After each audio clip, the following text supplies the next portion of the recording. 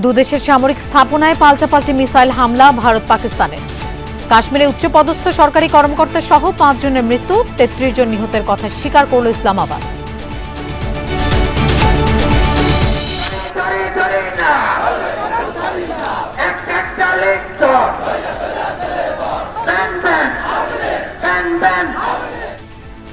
আওয়ামী লীগ নিষিদ্ধের দাবিতে শাহবাগে চলছে বিক্ষোভ, 3টায় গণজমায়েত।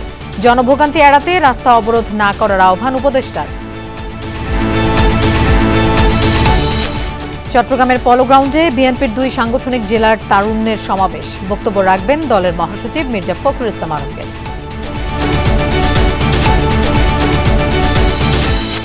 এখনো উদ্ধার হয়নি ফরিদপুরের ভাঙ্গায় লাইনচ্যুত জাহানাবাদ এক্সপ্রেস। পদ্মা সেতু হয়ে রেল চলাচল বন্ধ। ব্রাহ্মণবাড়িয়ায় 8 ঘণ্টার ব্যবধানে 2টি ট্রেন দুর্ঘটনা।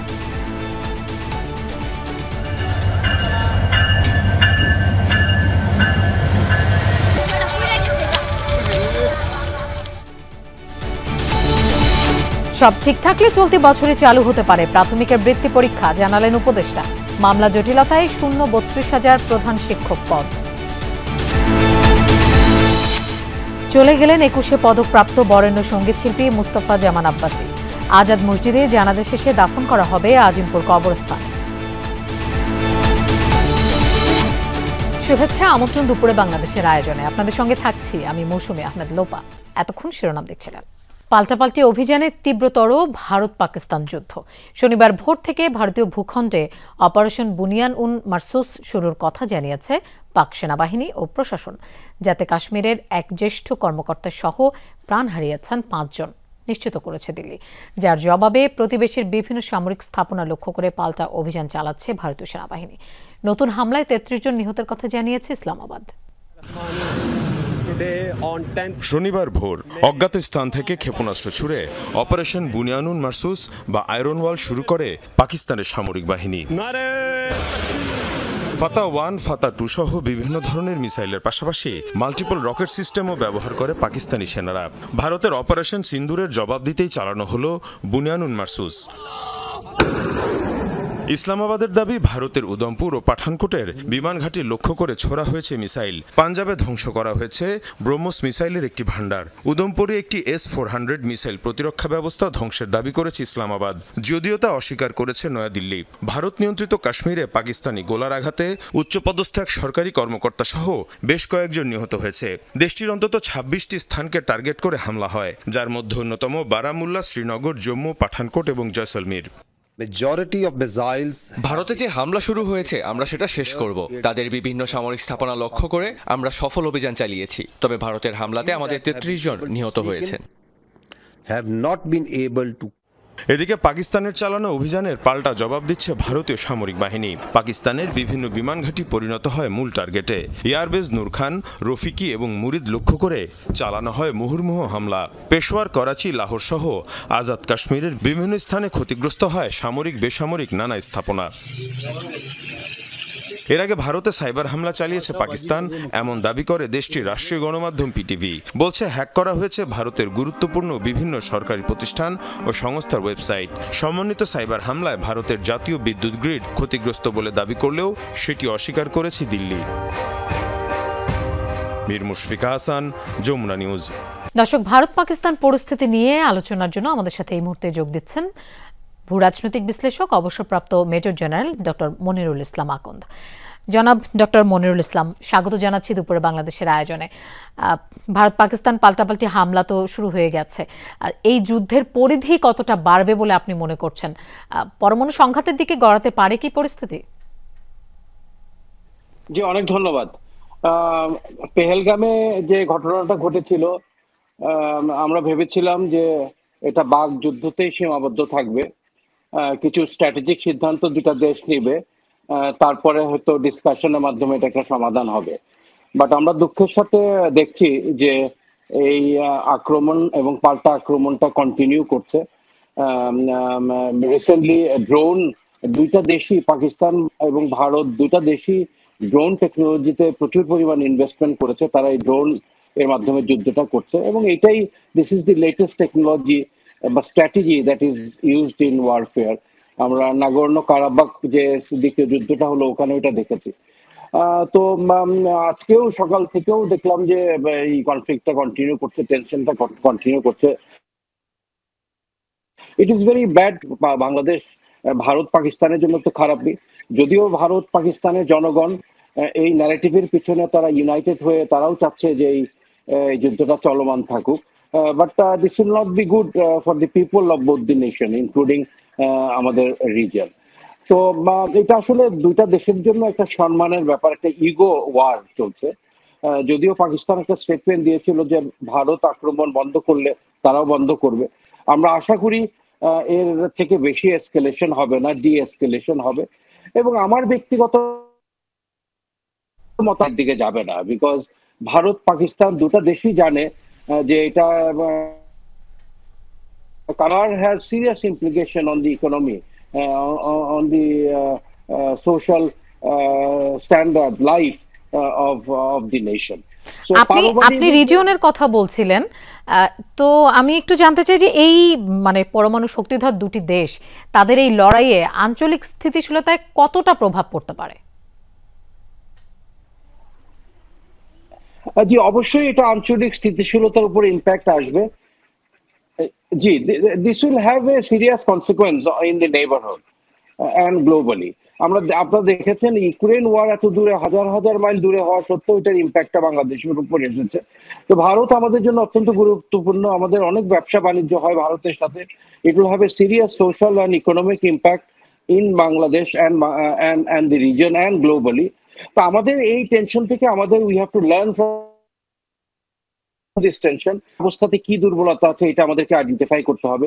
আমাদের এয়ার ডিফেন্স সিস্টেম শক্তিশালী, পৃথিবীর মাত্র 0.2 পপুলেশন ইসরায়েলের, তারপরেও 2 মিলিয়ন মুসলমানরা তাদের সাথে পারছে না because of this advance technology.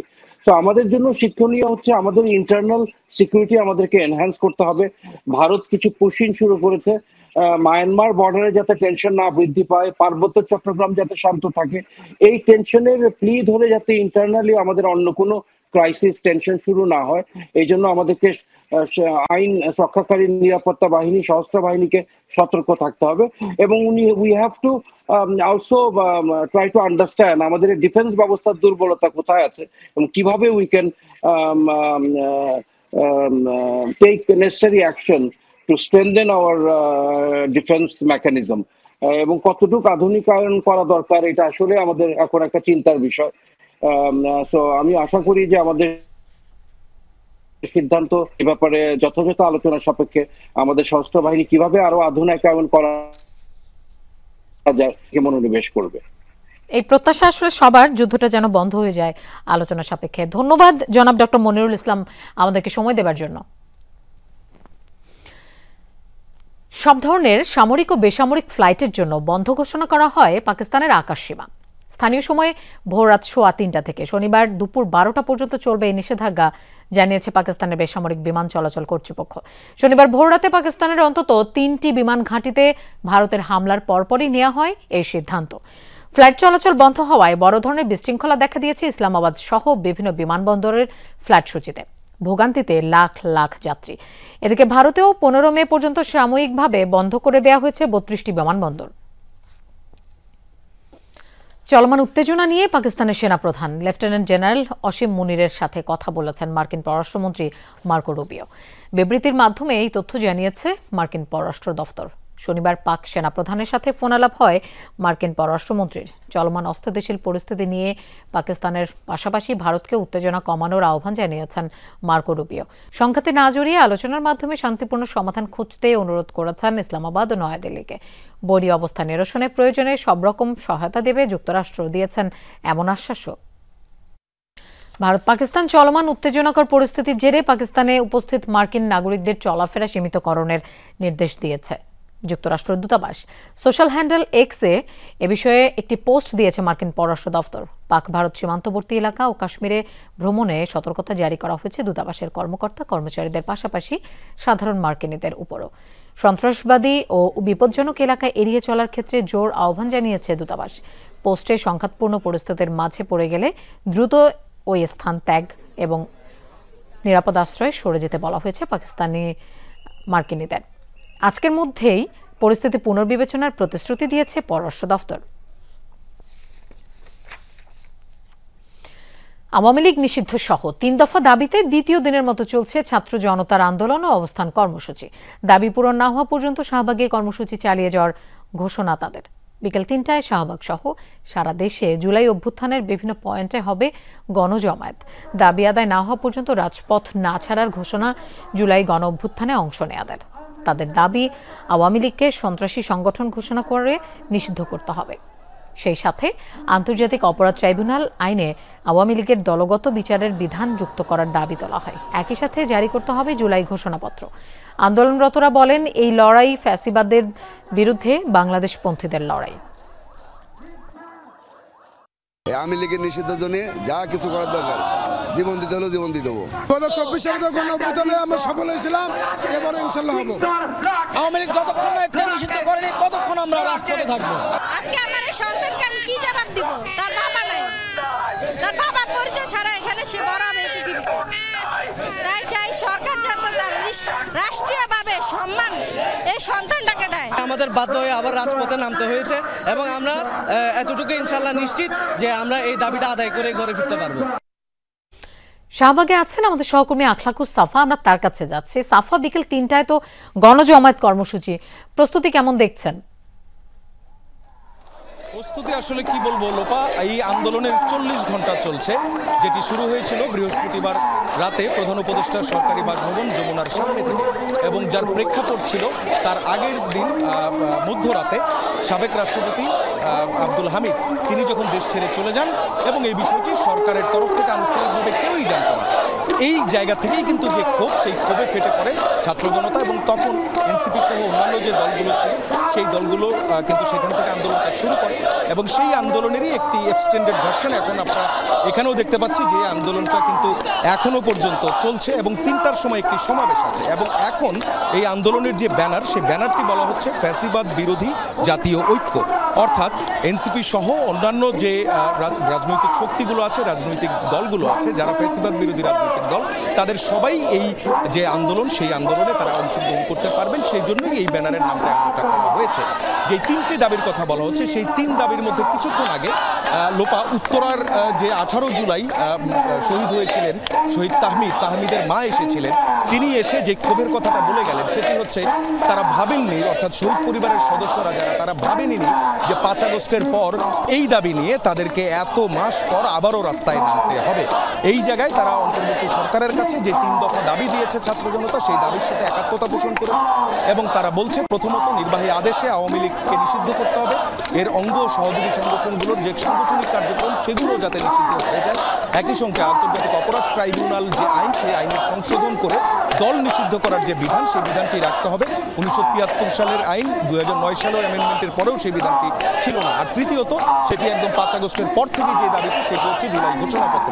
এই 3টি দাবি বাস্তবায়ন না হওয়া পর্যন্ত, অথবা এর একটি দৃশ্যমান আশ্বাস না পাওয়া পর্যন্ত তারা কিন্তু রাজপথ ছাড়বেন না, এখন পর্যন্ত এটাই বলছেন।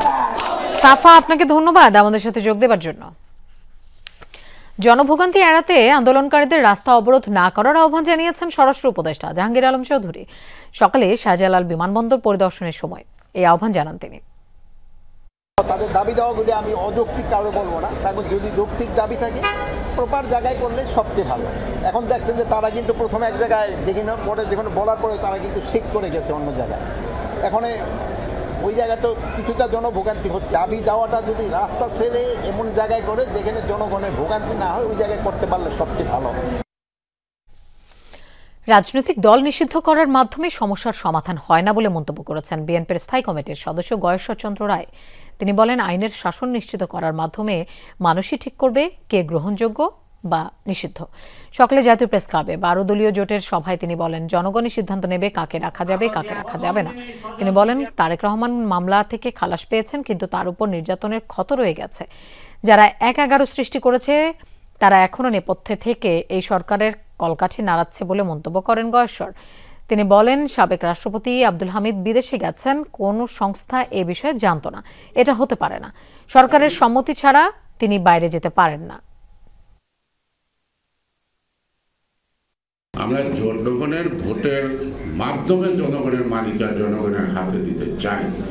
জনগণ সিদ্ধান্ত নেব কাকে রাখবে কাকে ফেলবে। তরুণদের আকৃষ্ট করতে চট্টগ্রামে সমাবেশ করছে বিএনপি। শহরের পলো গ্রাউন্ডে তারুণ্যের রাজনৈতিক অধিকার প্রতিষ্ঠার সমাবেশ শুরু হবে বিকেল ৩টায়। ইতিমধ্যে সমাবেশকে ঘিরে পলো গ্রাউন্ডের আশেপাশে জড়ো হয়েছেন নেতাকর্মীরা। সমাবেশে প্রধান অতিথি হিসেবে যোগ দেবেন বিএনপি মহাসচিব মির্জা ফখরুল ইসলাম আলমগীর। তারুণ্যের এই সমাবেশের আয়োজন করেছে বিএনপির ৩ তরুণ সংগঠন, ছাত্রদল, যুবদল ও স্বেচ্ছাসেবক দল। এতে যোগ দেবে কুমিল্লা ও চট্টগ্রাম বিভাগের নেতাকর্মীরা। 4টি সাংগঠনিক বিভাগে এই কর্মসূচি পালন করবে বিএনপি। প্রতি বিভাগে 2 দিনের কর্মসূচির দ্বিতীয় দিনে হবে এই সমাবেশ। নেতারা বলছেন, তরুণ ভোটারদের ভোটাধিকার প্রতিষ্ঠা বিএনপির 31 দফার রূপরেখা তুলে ধরা এই সমাবেশের উদ্দেশ্য। দর্শক, এ বিষয়ে আমরা বিস্তারিত জানব। চট্টগ্রাম পলো গ্রাউন্ড মাঠে থেকে আমাদের সাথে যোগ দিচ্ছেন সহকর্মী সাইফুদ্দিন রবিন। রবিন, সমাবেশ 3টায় শুরু হবে, কি অবস্থা দেখছেন এখন সেখানকার নেতাকর্মীরা কি বলছেন?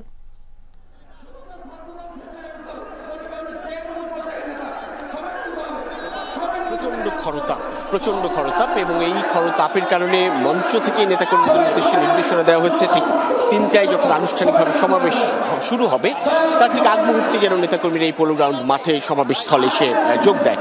আমি একটু বিএনপির সহ সাংগঠনিক সম্পাদক মীর মোহাম্মদ হেলাল উদ্দিনের সঙ্গে কথা বলবো। আপনার কাছে একটু জানতে চাও, কেন আসলে এই তারুণ্যের রাজনৈতিক অধিকার প্রতিষ্ঠার সমাবেশ করতে হচ্ছে বিএনপি? আমরা দেখতে পাচ্ছি যে বাংলাদেশের তরুণদেরকে বিভিন্নভাবে বিভ্রান্ত করার চেষ্টা করা হচ্ছে।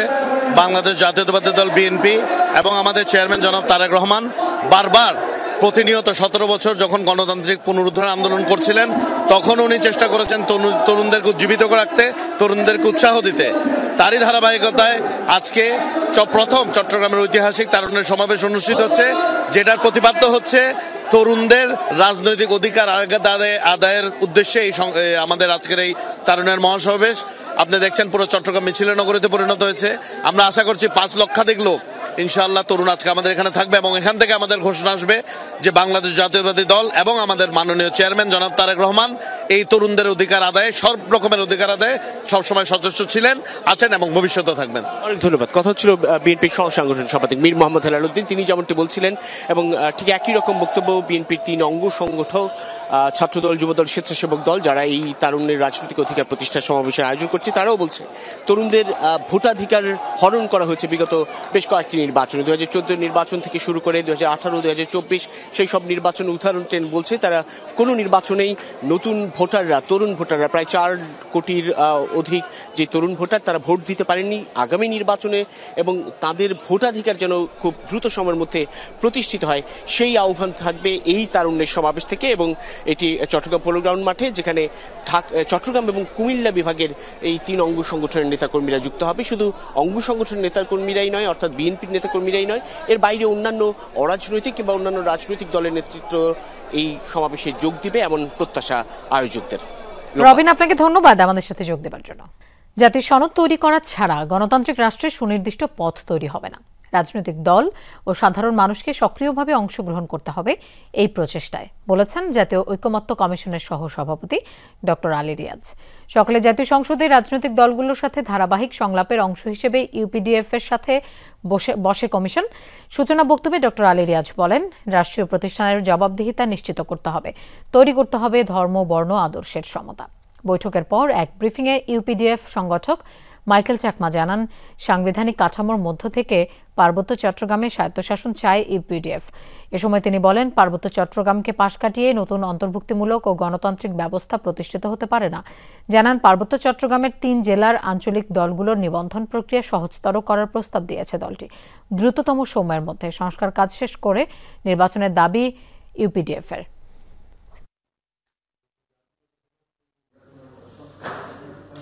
সকল প্রতিষ্ঠানের জবাবদিহিতা নিশ্চিত করতে হবে এমন এক ব্যবস্থার মধ্য দিয়ে যেখানে নাগরিক যেন কোনো অবস্থাতেই মনে না করেন যে তার অধিকার ভুলুণ্ঠিত হয়েছে, তার যেন এই অধিকার থাকে, এই প্রতিষ্ঠান থাকে যা তার অধিকারকে সুরক্ষা করবে। পার্বত্য অঞ্চলকে স্বায়ত্তশাসিত অঞ্চল হিসেবে ঘোষণা করার দাবি করেছিলাম, সেটা যেন সংবিধানে উত্থাপন করা হয়। দেশে যদি 4টা স্বায়ত্তশাসিত অঞ্চল হতে পারে তাহলে পার্বত্য চট্টগ্রাম কেন নয়? 5টা কেন নয়? সাবেক রাষ্ট্রপতি আব্দুল হামিদের বিষয়ে এসবি থেকে মন্ত্রণালয়ে কোনো নিষেধাজ্ঞার কাগজ পাঠিয়েছে কিনা তা জানা নেই, এমন মন্তব্য করলেন স্বরাষ্ট্র উপদেষ্টা অবসরপ্রাপ্ত লেফটেন্যান্ট জেনারেল মোহাম্মদ জাহাঙ্গীর আলম চৌধুরী। কিভাবে আব্দুল হামিদ দেশ ছাড়লেন সেটি তদন্ত করা হচ্ছে। 3 দিনের মধ্যে তদন্ত প্রতিবেদন পাওয়ার পর ব্যবস্থা নেওয়া হবে। শনিবার সকালে হযরত শাহজালাল আন্তর্জাতিক বিমানবন্দর ইমিগ্রেশন ব্যবস্থা পরিদর্শন শেষে সাংবাদিকদের এসব কথা বলেন উপদেষ্টা। তিনি বলেন, আব্দুল হামিদের দেশ ছাড়ার পেছনে দোষীদের কাউকে ছাড় দেওয়া হবে না। এ সময় শেখ হাসিনাকে দেশে ফিরিয়ে আনার বিষয়ে আবেদনের প্রেক্ষিতে ইন্টারপোল কাজ করছে বলেও জানান তিনি।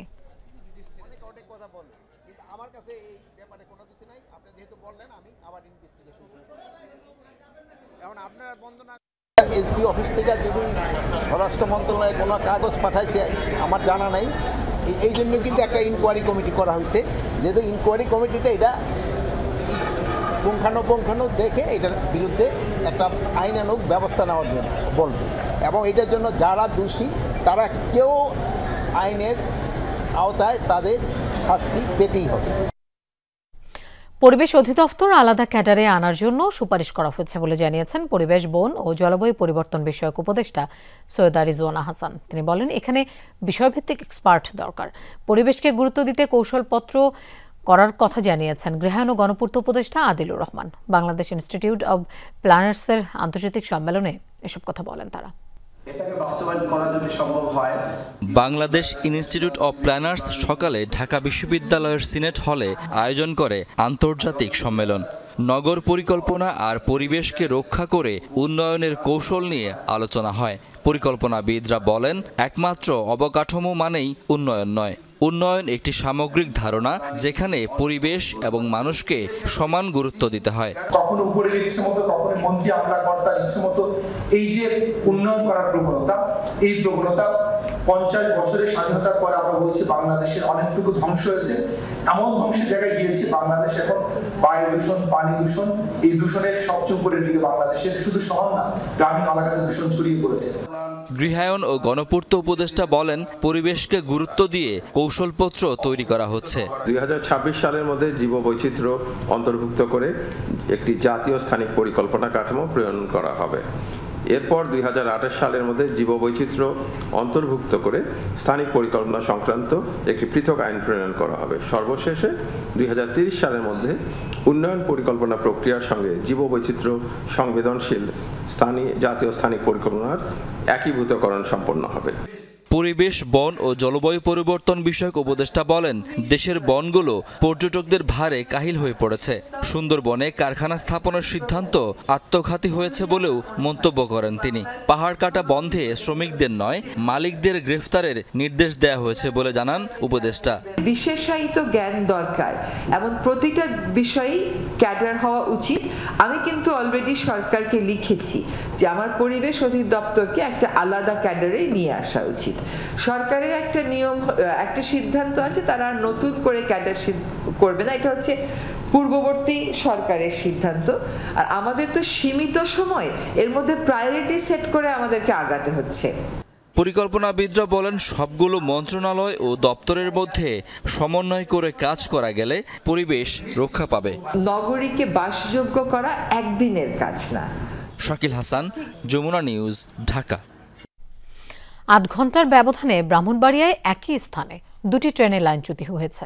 এতে প্রায় 12 ঘন্টা বন্ধ ছিল ঢাকার সাথে চট্টগ্রাম ও সিলেটের ট্রেন চলাচল। বেলা 10:30 নাগাদ দ্বিতীয় দফায় লাইনচ্যুত ট্রেন উদ্ধারের পর স্বাভাবিক হয় রেল চলাচল।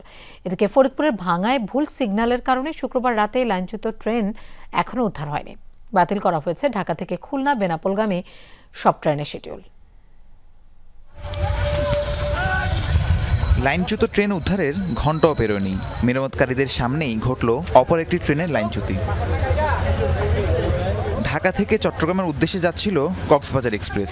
ব্রাহ্মণবাড়িয়ার পৈরতলায় আউটার স্টেশন এলাকায় পৌঁছালে বগি লাইনচ্যুত হয়। একই স্থানে শুক্রবার রাত 9টায় লাইনচ্যুত হয় মালবাহী ট্রেন। পার্শ্ববর্তী চট্টগ্রামগামী লাইনে বগি উল্টে পড়ে রাত থেকেই বন্ধ ছিল ঢাকা চট্টগ্রাম ও ঢাকা সিলেট রুটে রেল চলাচল। সারা রাত এই ট্রেনে বসে কিনছে।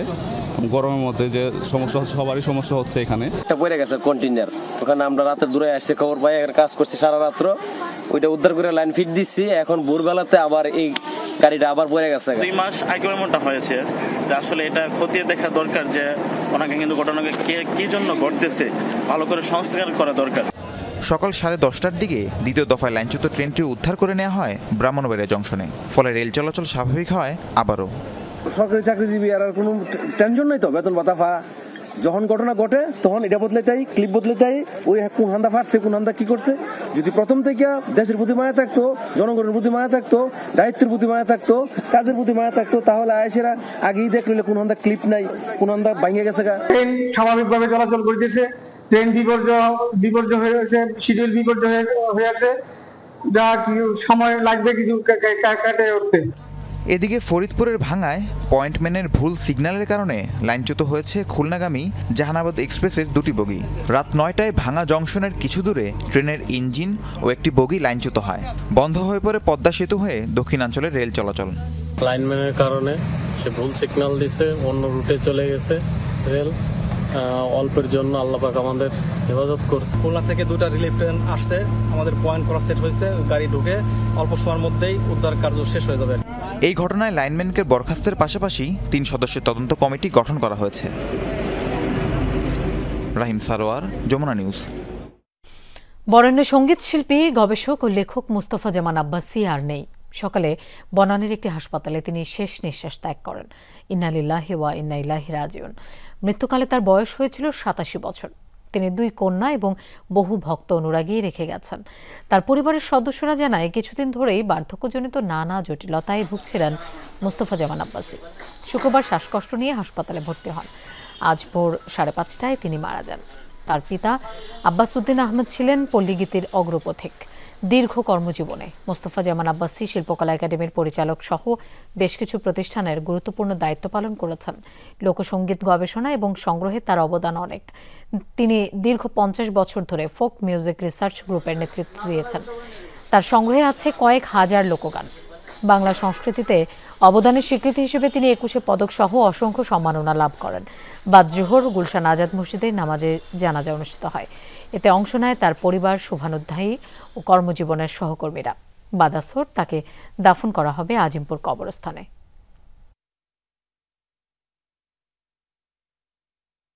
আপনারা সবাই দোয়া করবেন। আপনারা সবাই ওনার গান শুনেছেন, ওনার কথা শুনেছেন।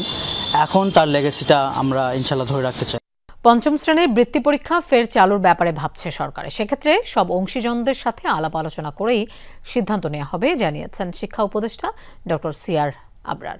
প্রাথমিক ও গণশিক্ষা অধিদপ্তর চায় সব ঠিকঠাক থাকলে এবছরই প্রাথমিকের বৃত্তি চালু করা হোক। রাজধানীর মিরপুরে প্রাথমিক শিক্ষা অধিদপ্তরে জাতীয় প্রাথমিক শিক্ষা সপ্তাহের উদ্বোধনী ও পদক প্রদান অনুষ্ঠান। এতে প্রধান অতিথি ছিলেন শিক্ষা উপদেষ্টা ডক্টর চৌধুরী রফিকুল আবরার। শিক্ষার্থীদের আয়োজনে বিতর্ক প্রতিযোগিতা উপভোগ শেষে জাতীয় প্রাথমিক শিক্ষা সপ্তাহের উদ্বোধন করেন তিনি।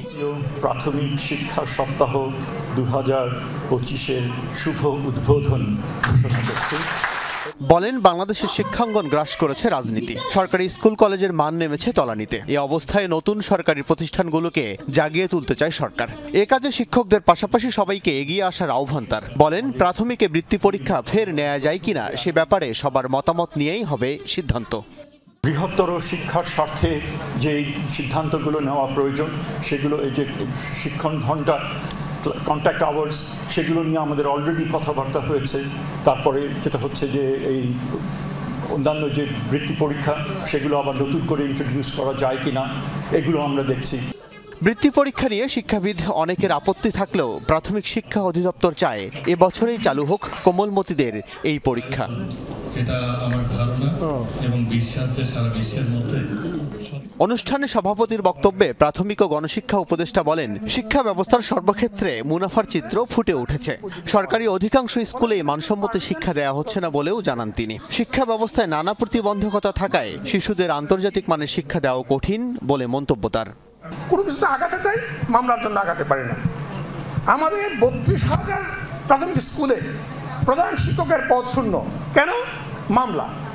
শিক্ষা সপ্তাহের প্রথম দিনে প্রাথমিক শিক্ষা পদক 2024 প্রদান করা হয়। এছাড়া ক্রীড়া, সংস্কৃতি ও বিষয়ভিত্তিক কুইজ প্রতিযোগিতায় প্রাথমিকের শিক্ষার্থীরা পুরস্কার গ্রহণ করেন। আল আমিন হক, যমুনা নিউজ, ঢাকা। ভারত পাকিস্তানের যুদ্ধ দীর্ঘায়িত হলে বাংলাদেশই সবচেয়ে ক্ষতিগ্রস্ত হবে এই মন্তব্য করেছেন জ্যেষ্ঠ সাংবাদিক মতিউর রহমান চৌধুরী। যে কোনো পরিস্থিতি মোকাবেলায় বাংলাদেশের সকল রাজনৈতিক দলকে ঐক্যবদ্ধ থাকার পরামর্শ দেন তিনি। সকলে এক ছায়া বিতর্ক প্রতিযোগিতায় এসব কথা বলেন মানব জমিনের প্রধান সম্পাদক। যুদ্ধের নামে সামাজিক সংঘাত কাম্য নয় মতামত জানান উপস্থিত বক্তারা। অবস্থানকে একদম মজবুত করেছিল। ভারত পাকিস্তান যুদ্ধের মূল কারণ রাজনৈতিক নয়, ঐতিহাসিক। এই বিষয়ে সকালে এফডিসিতে ছায়া সংসদ বিতর্কের আয়োজন করে ডিবেট ফর ডেমোক্রেসি। ইতিহাস কাউকে ক্ষমা করে না। বিতর্কে অংশ নিয়ে প্রস্তাবের পক্ষে এবং বিপক্ষে যুক্তি তুলে ধরেন বাংলাদেশ ইউনিভার্সিটি এবং বেগম বদরুন্নেসা মহিলা কলেজের শিক্ষার্থীরা। পাকিস্তানের প্রধানমন্ত্রী ইমরান খান কয়েক দফা মোদী সরকারকে হিটলারের সঙ্গে তুলনা করেছেন। বিতর্ক শেষে সিনিয়র সাংবাদিক মতিউর রহমান চৌধুরী বলেন, যুদ্ধ চলাকালে পুশিনের বিষয়ে বাংলাদেশকে সজাগ থাকতে হবে। ভূ রাজনীতিতে এই যুদ্ধের প্রভাব অনেকখানি, এটাকে হালকাভাবে দেখার কোনো সুযোগ নেই। আমরা সবচেয়ে বেশি ক্ষতিগ্রস্ত হব এই যুদ্ধে যদি চলতে থাকে। এই যুদ্ধে আমাদের সতর্ক থাকতে হবে বেশি। অনুষ্ঠানে ডিবেট ফর ডেমোক্রেসির চেয়ারম্যান বলেন, যুদ্ধের নামে সামাজিক সংঘাত কাম্য নয়। এই বিষয়ে সতর্ক থাকতে হবে সরকারকে। আমরা বাংলাদেশকে অত্যন্ত সতর্ক অবস্থায় দেখতে পাচ্ছি। আমরা আশা করব বাংলাদেশ ভারত পাকিস্তান কোনো দিকে ঝুঁকে যাবে এমন কোনো আচরণ করবে না, এমন কোনো বক্তব্য বিবৃতি এই ধরনের কোনো কিছু তারা দিবে না। যুক্তিতর্ক উপস্থাপন শেষে ছায়া সংসদ বিতর্কে বেগম বদরুন্নেসা মহিলা কলেজকে বিজয়ী ঘোষণা করা হয়। ভাস্কর ভাদুরী, যমুনা নিউজ, ঢাকা। ভারত পাকিস্তানের বর্তমান সংঘাত যেন রূপ নিয়েছে ড্রোন যুদ্ধে। পাল্লা দিয়ে পাল্টাপাল্টি ড্রোন ছুড়ে দুপক্ষই জানান দিচ্ছে শক্তিমত্তার। ড্রোন সক্ষমতায় কে এগিয়ে, ভারত না পাকিস্তান? ভারতের ছোড়া অধিকাংশ ড্রোনই ইসরায়েলি হারুপ ড্রোন। অন্যদিকে পাকিস্তানের ভান্ডারে আছে তুরস্কের অত্যাধুনিক বাইরাক্তার TB2 ও আকিনজির মতো শক্তিশালী সব ড্রোন।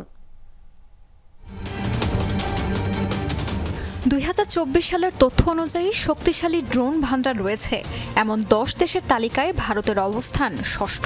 দেশটির সামরিক বাহিনীর হাতে আছে মোট 625টি ড্রোন। ভারতের বহরে রয়েছে শক্তিশালী কামিকাজি ড্রোন, যা লয়টারিং মিউনিশন নামেও পরিচিত। ঘণ্টায় সর্বোচ্চ 120 কিলোমিটার বেগে উঠতে পারে এটি। আকারে ছোট এবং অত্যাধুনিক প্রযুক্তির কামিকাজি ড্রোন সর্বোচ্চ 10 কিলোমিটার দূরের লক্ষ্যবস্তুতে নির্ভুলভাবে আঘাত হানতে পারে। শুধু কামিকাজি নয়, দিল্লির সমর ভান্ডারে রয়েছে পাঞ্ছি, নিশান্ত, নেত্রার মতো রিয়েল টাইম চিত্র ধারণকারী ড্রোন। এছাড়া রয়েছে ইসরায়েল নির্মিত অত্যাধুনিক হারপ ড্রোনও।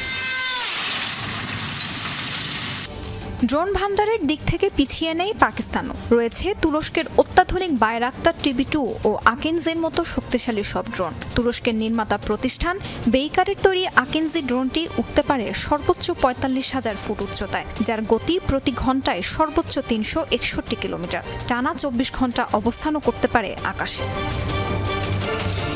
বর্তমানে সারা বিশ্বের সবচেয়ে শক্তিশালী ড্রোনের তালিকায় থাকা তুরস্কের আঙ্কা ও চীনা উইংলুং ড্রোনও রয়েছে পাকিস্তানের ভান্ডারে। পাকিস্তানের চেয়ে সামরিক খাতে প্রায় 10 গুণ বেশি ব্যয় করে ভারত। দিল্লি সামরিক খাতে ব্যয় করে $75 বিলিয়ন, সেখানে ইসলামাবাদ খরচ করে মাত্র $7 বিলিয়ন। তাজরিয়ান সোবহান, যমুনা নিউজ। সভা সমাবেশ নিষিদ্ধের তালিকা থেকে শাহবাগ মোড় বাদ দিয়ে নতুন করে গণবিজ্ঞপ্তি জারি করেছে ঢাকা মেট্রোপলিটন পুলিশ ডিএমপি। দুপুরে ডিএমপি কমিশনার শেখ মোহাম্মদ সাজ্জাদ আলীর সই করা এক গণবিজ্ঞপ্তি জারি করা হয়। এতে বলা হয়, পরবর্তী নির্দেশ না দেওয়া পর্যন্ত সচিবালয় ও প্রধান উপদেষ্টার বাসভবন, যমুনার পার্শ্ববর্তী এলাকায় সভা সমাবেশ করা যাবে না। পার্শ্ববর্তী এলাকাগুলো হলো Minto road, hotel intercontinental, Kakrail মসজিদ, অফিসার্স ক্লাবের মোড়। এর আগে 13 মার্চ ডিএমপির গণবিজ্ঞপ্তিতে প্রধান উপদেষ্টার বাসভবন ও আশপাশের এলাকার অন্তর্ভুক্ত ছিল শাহবাগ মোড় পর্যন্ত। নতুন বিজ্ঞপ্তিতে শাহবাগ মোড় বাদ দেওয়া হয়েছে, যুক্ত করা হয়েছে অফিসার্স ক্লাব মোড়। সংরক্ষিত নারী আসনের সাবেক সংসদ সদস্য কুমিল্লা উত্তর জেলা আওয়ামী লীগের সহসভাপতি সেলিনা ইসলামকে গ্রেফতার করা হয়েছে। রাজধানীর গুলশান এলাকা থেকে তাকে গ্রেফতার করে ডিবি। আলোচিত অর্থ ও মানব পাচার মামলায় কুয়েতে সাজাপ্রাপ্ত আসামি লক্ষ্মীপুর 2 আসনের সাবেক এমপি কাজী শহীদ ইসলাম পাপুলের স্ত্রী সেলিনা ইসলাম। সেলিনা ইসলাম একাদশ জাতীয় সংসদের স্বতন্ত্র প্রার্থী হিসেবে সংরক্ষিত মহিলা আসন 49 থেকে নির্বাচিত হন। 2020 সালের 11 নভেম্বর দুর্নীতি দমন কমিশনের উপপরিচালক মোহাম্মদ সালাউদ্দিন একটি মামলা দায়ের করেন, যেখানে শহীদ ইসলাম পাপুল, তার স্ত্রী সেলিনা ইসলাম সহ 4 জনের বিরুদ্ধে প্রায় 148 কোটি টাকা পাচার ও 2 কোটি 31 লাখ টাকার জ্ঞাত আয় বহির্ভূত সম্পদের অভিযোগ আনা হয়। মশক নিধনে শুধু সিটি কর্পোরেশন নয়, প্রয়োজন নগরবাসীর সচেতনতা এবং সহযোগিতা। একথা বলেছেন স্থানীয় সরকার বিভাগের সচিব মোহাম্মদ রেজাউল মাকসুদ জাহিদি। সকালে রাজধানীর লালবাগ কেল্লা এলাকায় 5 শতাধিক পরিচ্ছন্নতা কর্মী নিয়ে বিশেষ পরিচ্ছন্নতা এবং মশক নিধন অভিযানের সময় কথা বলেন তিনি। জানান, ডেঙ্গুর মৌসুমে যাতে প্রকোপ না বাড়ে সে কারণেই এই অভিযান। আসন্ন বর্ষায় মশার উপদ্রব কমাতে নিজ নিজ বাড়ির আঙিনা পরিষ্কার রাখার আহ্বান জানান তিনি। এ সময় ঢাকা দক্ষিণ সিটির প্রশাসক জানান, জুন থেকে মশক নিধন কার্যক্রম নিয়ে 23টি ভ্রাম্যমাণ আদালত কাজ করবে। বর্ষা মৌসুমে যেন ডেঙ্গুর প্রাদুর্ভাবটা কমানো যায় এবং মানুষের কষ্ট যাতে না হয়, একটি সুন্দর স্বাস্থ্যকর পরিবেশ যাতে ঢাকা দক্ষিণ সিটি কর্পোরেশন উপহার দিতে পারে, সেটি হচ্ছে আমাদের মূল লক্ষ্য। আমরা যদি প্রত্যেকেই সচেতন হই তাহলে এই নগরী সুন্দর থাকবে। দর্শক, এই ছিল দুপুর বাংলাদেশের আয়োজনে। আর এতক্ষণ সাথে থাকার জন্য ধন্যবাদ সবাইকে।